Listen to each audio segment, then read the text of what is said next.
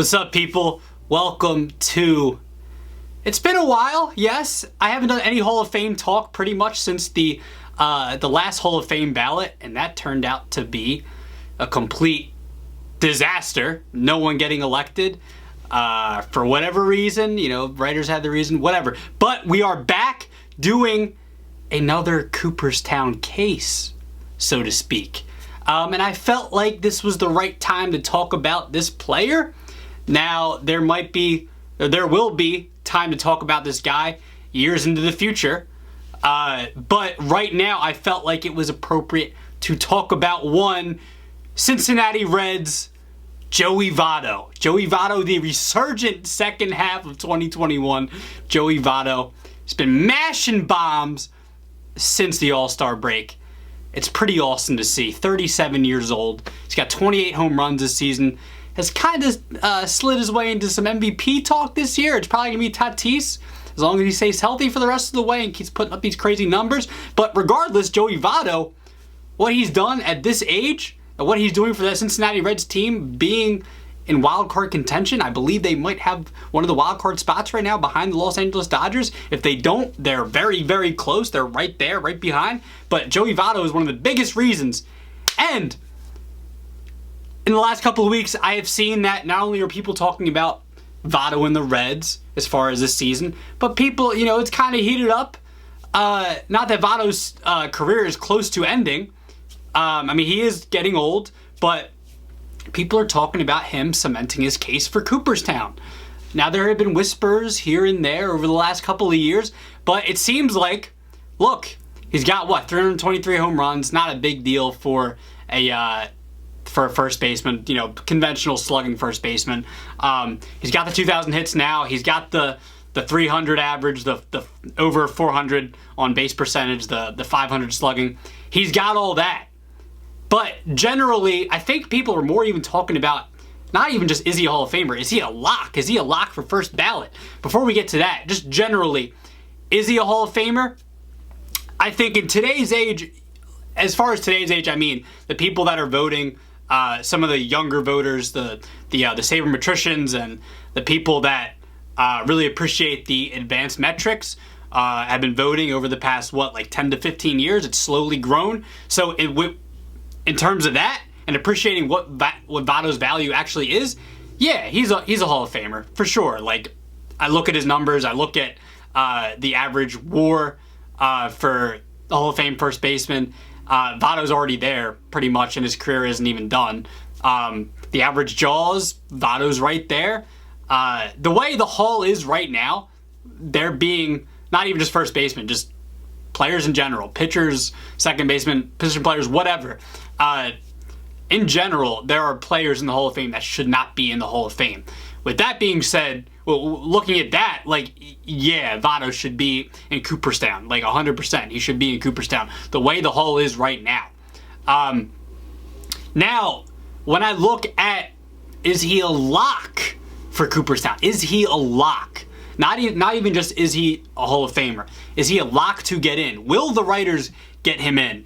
I mean, the way I think his career is projected to finish, I read somewhere that it would be 2,300 hits, 360 to 380 home runs. That's just what the projection is, right? He's got the on-base percentage. Now, there are going to be the old heads who don't appreciate the newer statistics and appreciate any of the weight that they hold, but they hold on to the traditional statistics and whatnot. And look, I love traditional. I love the new metrics. I love both. I wouldn't say I love some of the traditional. I wouldn't say I love some of the new one, but I like the balance. I like the new and the old. I grew up on the old, and here I am, and I'm 26 now, and I appreciate the newer statistics as I've grown to watch more baseball over the years.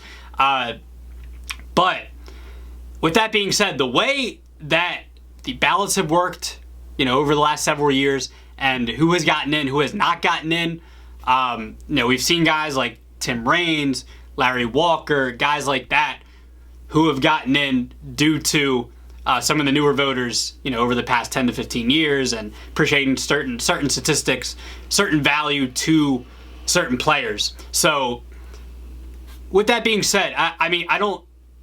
Let's say Votto's career ends in a couple of years. What, 23, 24? Let's just say that. And his first year on the ballot's like 2028, 29, 2030, something like that. I don't think he gets in first ballot.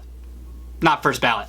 But I can see him being like somebody like a Larry Walker, maybe gets in their final year, 7th, 8th, 9th, one of the later years. I can see that with Joey Votto. I can totally see that. Like, you can't tell me he's getting in first ballot.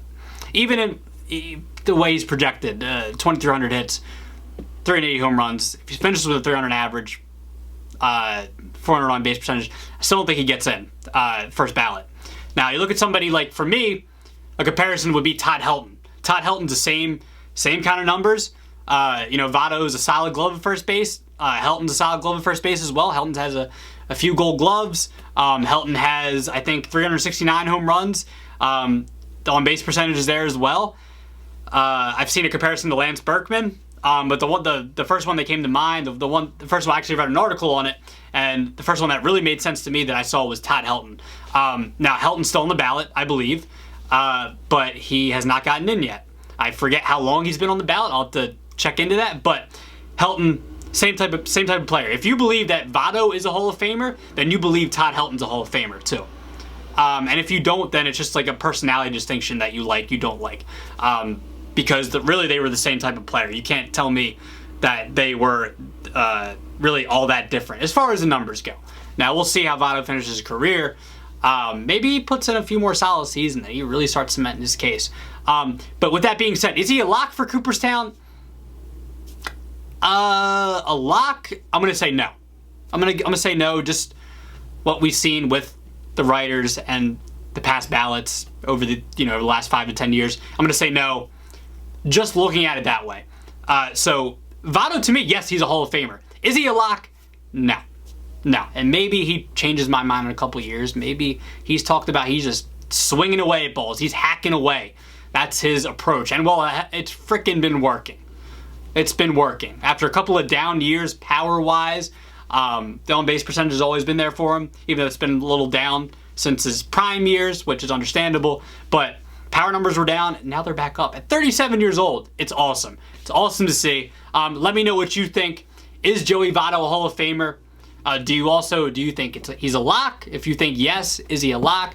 If no, tell me why you don't think he's a Hall of Famer. Is he not even close? Is it like it's a slight no? Is he just a little bit off? I want to know. Let me know. Let me know any other players you'd like me to do. Any retired players that have been on the ballot maybe the last 5 to 10 years. Any player in general. I would love to talk about it, man. Any active players. They would be fun too. But, it's been a while. It's been about, probably before the season started since I did any Cooperstown cases. I'll drop some links to the last maybe 3 I did. I know I did Emmanuel Ramirez. Who else did I do? I can't even think of any on top of the head right now. But there was a few I did, especially some guys that were on the ballot last year. I think I did a Bonds and a Clemens one too. That was another episode of a Cooperstown case, Joey Votto. And hope you guys enjoyed it. Until next time.